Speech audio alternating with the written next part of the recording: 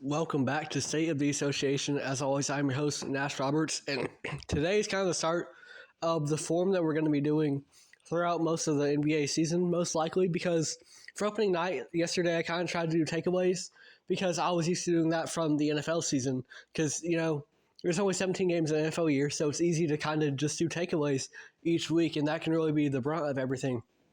But for the NBA, there's 82 games, and everything's just a lot more nuanced.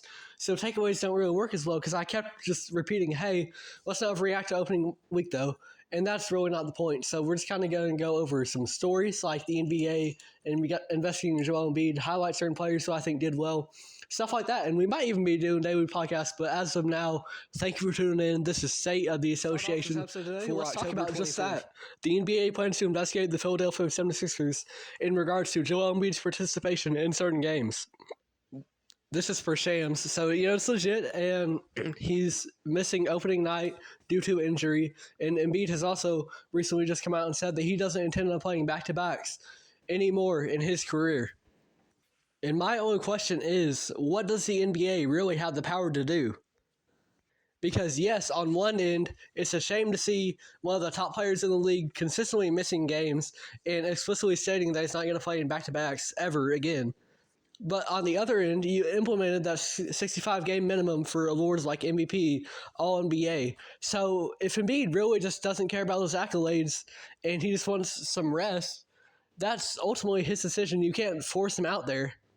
And it's a shame to see, right? Because Embiid, at this point, he might just rack up all-star nods, but he might never play 65 games in a season again. I would not be surprised if that was the case. But that, at the end of the day, is his personal decision. And as a result, there's not much the league can do about it. So I think the investigation really does lean into what Philadelphia has to do with it. Because is it the organization kind of resting Embiid when he wants to go out there? Because we saw last year, ultimately Embiid got injured, but at the start of the year, he was really pushing for MVP. He was having a great season. And this was, off the year where people said he had a fraudulent MVP, but he was really proving it. And ultimately, he rushed himself back to kind of most likely meet that 65-game requirement, and in the process, by rushing himself back, it led to a season-ending injury ultimately. So I think that's kind of the drawback to have this investigation, is that you can't force him out there, because if you do, that could be more harmful. That could lead to him getting injured and missing more games than he would otherwise, because at the end of the day, the NBA is a business, right? They want to make the most money possible, and to do that, sometimes the casual fans are only going to want to go to games to see the top guys, right? So if Joel Embiid's out, guess what? The Philly fans going to save up their money and buy tickets for another time, right? And Philly's a bad example because that's a big sporting city. But in general, right, people want to pay especially to see the stars, because the NBA cultivates a casual fan base, especially because it's just easy to have in the background, because not every bucket matters, right? In the grand scheme of things, compared to, say, a touchdown in the NFL. And that's not a bad thing, right? But in general, it kind of cultivates a wider casual audience than other sports do. And so they're going to pay mainly to see the top stars. A lot of fans might. So with that, you want them to play so that you can make the most money possible. However, you also cannot force them back. And if this is Joel Embiid's personal decision, he has the right to make that. And I hate to see it as a fan of the game. However, it is his decision ultimately. And if it's what he feels is best for his body, guess what? He's going to feel that right now, but he's especially going to feel that when he's retired, right? He's not going to, if he rushes himself back in 20 years down the line, and as he ages, right, he gets older and he's just kind of fading into retirement. At that point, he's well gone from the game in 20 years. What happens then? From times, he rushed himself back from injury because the league kind of pushed him to do it, right? So at the end of the day, you got to put the player's health first, and it's a bad situation. But I don't think that this NBA investigation can really lead to much unless it's Philadelphia's organization specifically kind of restricting Embiid, which I don't think is the case. He came out and said himself he doesn't want to do back-to-back games anymore. So it's a shame to see, but I don't think the NBA has much power to stop Joel Embiid. The First Take had a hot take that Kawhi Leonard is the worst superstar in the history of any sport. And I disagree with this for the fact that we can say definitively that Kawhi Leonard is a superstar. Now, it sucks that he misses so many games, especially as a fan of the game, and especially, as an analyst like Stephen A. Smith is, it's kind of hard to break down a player when they're not on the court to begin with, right? And it's just less to talk about, less money all around for all the businesses. But, much like Joel Embiid, it does suck that he misses games. However, the fact that we can definitively say he is a superstar takes him out of the conversation for the worst superstar of all time. Because, just in the modern era, you look at a guy like Jason Tatum, we constantly have conversations about if he is a true superstar in this league. So I think he has much more of an argument for being the worst superstar in the league just because you can't definitively say that. You see it in other sports as well. Is this player truly an elite quarterback, right? And if they are truly, truly elite, then it's not really a question. And with Kawhi, it's not a question. He is a superstar, so therefore he cannot be the worst superstar because we know that he is one. You can call Tatum the worst superstar, and I would honestly agree with that because that does give him his flowers for what he has done by calling him a superstar, right? It's not a bad thing to be the worst superstar, but you give him his flowers for that, and at the same time, you acknowledge that he does have his flaws. So I would understand that case. But for Kawhi, it's never been the on-the-court play. It's been the fact that he hasn't been on the court sometimes. However, with everything that he has done in the league, 2-time Finals MVP, great elite defensive player, and really a great two-way as well because he's a great offensive player as well. That was the difference between on the 2019 Raptors team. DeMar said they would have won it with him too. The difference was that Kawhi could do it on both ends of the floor. DeMar's more of offensive-minded, and that's not a knock on DeMar, that's just saying. But Kawhi is a great two-way player and an elite defender, a 2-time Finals MVP. He has more accolades than 95% of NBA players will ever achieve, and that's in doing that with seasons that have been. He had one season where he just sat out completely. He's had seasons that have been shortened by injuries, so he has done all that whilst dealing with injuries, whilst having half the career maybe of another superstar. Kawhi Leonard, in terms of what he has done versus the quantity of how much he has been able to play, I think he's one of the more impressive superstars. So overall, I disagree with Stephen A's take. One, because we can identify that Kawhi is a superstar, and two, because when he's been on the court, it's been nothing short of impressive. Whether it's being a playoff riser, being a Finals MVP, being a great regular season player too, leading Toronto to their first title ever. Shout out to Kawhi Leonard. He is without a doubt not the worst superstar, especially in the history of Kawhi Leonard, I suppose, because this came out 10 minutes ago at the time of recording this via Chris Haynes. Former Clippers trainer Randy Shelton is suing the team for wrongful termination, and most importantly, in terms of what we're talking about here, after claims he was fired after he complained that Kawhi Leonard was being subjected to unsafe and illegal treatment for injuries. That's just a huge sack of worms. And with Kawhi, I just talked about, how he's always dealt with injuries. And if you're giving him improper treatment, that could be a reason why he doesn't, always recover in time, why the timelines are longer for him. And he might just sit out a whole season, right? And that's the thing with Kawhi. It's always been injuries lately. And this news, that's huge, right? And it also, not just to Kawhi Leonard, that's bad news for the Clippers organization as well, because no player, especially one that might be real talented but has dealt with injuries, say a guy like Zion, right? A couple years ago, there were talks the Pelicans were going to trade him. Doesn't look like that now, but, in general, a guy like Zion or just some star who's dealt with injuries especially, but really any star or player in this league, if this is true and the Clippers are using improper, illegal, and unsafe treatment for injuries, who's going to want to play for them, right? You don't want to go under unsafe treatment to try to rehab. So that would be a massive, massive revelation for the LA Clippers and could be really detrimental to the culture of their team and the respect around the league that they get from both players and really organizations, because other organizations can kind of look at that and say, we don't want to work with them. We don't want to trade our players over there because guess what?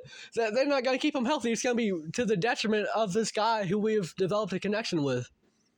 So that would be majorly detrimental to the LA Clippers if this was to be true. And I think that's just huge news.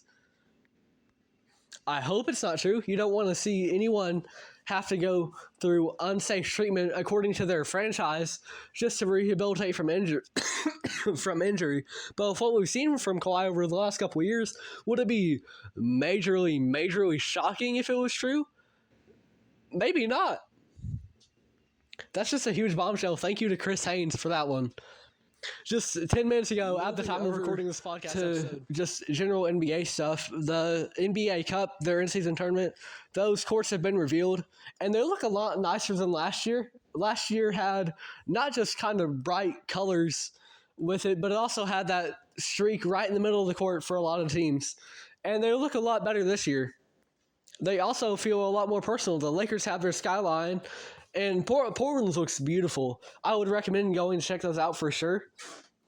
And I think what this shows is that the NBA really does care about this in-season tournament because, I think as fans, we kind of look at it as, hey, right, I think we get one more basketball game out of it. But, why are guys going to risk injury and play harder for this in-season tournament, right? What if they have a season-ending injury trying to win the NBA Cup, and then guess what? That ruins your NBA Finals chances. But it shows that the NBA is really properly investing because if they invest more so in this product, then we are too. And I think it's a good idea and concept. You see it over in international soccer all the time. I like the idea, and it's only one extra regular season game, even if some, might be classified as an NBA Cup. It's still the NBA regular season. And ultimately, it's a title kind of meaningless. It doesn't do much that the LA Lakers won it last year. No, it doesn't mean much at all. But I think it has the potential to be entertaining if the NBA is able to kind of keep investing in it and show that they care. That's huge for allowing the fans to care as well and getting involved. Say I live in Oklahoma right now, so say I'm looking at Oklahoma City Thunder tickets. If they've got a nice court, guess what? I might be going to that in-season tournament game just because it's a different atmosphere. Because as a fan of the game, I want to go to Thunder games anyways. So why not get something a little bit out of the norm too and go to an NBA Cup game as well? So I think the idea in general can be fun, and I think the courts actually add a lot to it. So good on the NBA this year because they were some isos last LeBron year. James got checked in at the same time as Bronny, and he just recently came out with a quote about that moment. He stated, "That moment, us being at the scorer's table together and checking in together, is something I will never forget. No matter how old I get, no matter how my memory may fade as I get older or whatever, I will never forget that moment." And I think that this shows the sentimentality of LeBron James playing with his son. Because in general, the idea of Bronny coming into the league after having a really disappointing year at USC, and part of that was due to factors out of his control, like the heart incident. But in general, Bronny, I think he should have stayed another year at USC. That was my opinion. And that's still really my opinion. But the Lakers did catch a lot of flack. It was obvious that they were going to take Bronny so that he could play with his dad. And that wasn't seen as a great basketball decision. And that's still, I believe, largely true. However, a moment like this, right? This is one of, if not the greatest NBA player of all time. He's top 2 definitively. And he's been in the league 22 years now, I believe it is. 21, 22, somewhere in there. And he's now getting to play with his own son. And that's really cool. I'm someone who does look to be a dad someday, and am I going to be playing in the National Basketball Association with my son? No. But I do intend on playing in the Recs once I get to college and beyond. I'm going to have like a 20-year career in the Recs, right? And imagine my son coming along during my final year or something. That would be a really cool moment, and just a father and son, right? Just parents in general. You want to raise your child and be able to succeed along with them. And another goal is creating generational wealth, which LeBron's already done. So it is a cool moment, But I think also what we can take away from it, besides the fact that, it is a real cool moment, despite, the basketball implications, is that having this moment where they both checked in the scores table, LeBron got his moment getting on the court with his son, Bronny. And Bronny played 3 minutes in that game, so it wasn't much. He only got 1 rebound. However, Bronny also got to play on the court with his dad, and that's really cool. And now, at the same time, it takes away from the attention that the duo gets, a little bit at least, hopefully, about, hey, when's LeBron going to get to share the court with his son? Because that did happen now. And so now you can kind of be a little bit freer from those distractions. And maybe I'd love to see Bronny down in the G League to kind of just develop his game. And you can maybe have those conversations now. You couldn't have those conversations before because it was just going to be all the discussion was going to be, when is Bronny going to get called up so he can play with his dad? We don't know how long his dad's going to be in the league anymore, right? But now that you got that moment, you got the big deal out of the way. In a win for the Lakers, by the way. If it was a loss, I think there would be negative conversations about it, but there's really not any negative conversations about it. We can acknowledge it's a nice moment, and now we can kind of move on from it, hopefully, and not be distracted by when's it going to happen, because we got to see it. And now you can kind of just focus on basketball for the Lakers. I think that's why it kind of happened the first game. JJ Redick said he didn't even know why the fans were cheering at first, right? And he probably did, realistically, right? The rotations you're making. But, yeah, because JJ, if that is true, he just looked at it as a basketball move.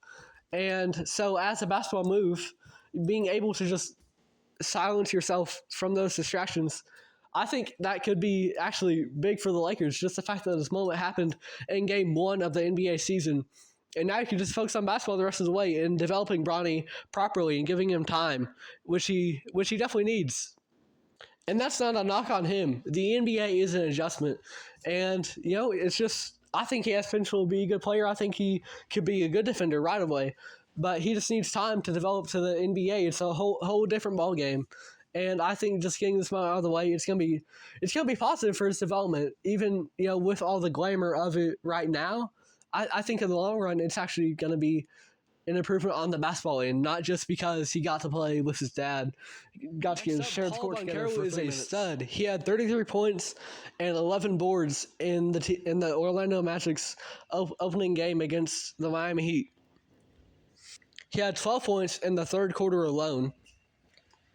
It was a great game for him. And Paul is a guy, not even a prospect at this point. He is a good NBA product by now. He is a guy that I am very high on in this league. He was the number 1 overall pick. Well, I feel like one of the less talked about number 1 overall picks, despite his play. And then I believe he was All-Star last year, and obviously he was Rookie of the Year before that. So he's on a good trajectory already. And is he on that real trajectory where he goes from Rookie of the Year to All-Star to MVP? No, I don't think this is Paul's MVP year. However, being an All-Star in your second year is huge. And he led a Magic team that was either the number 4 or 5 seed last year.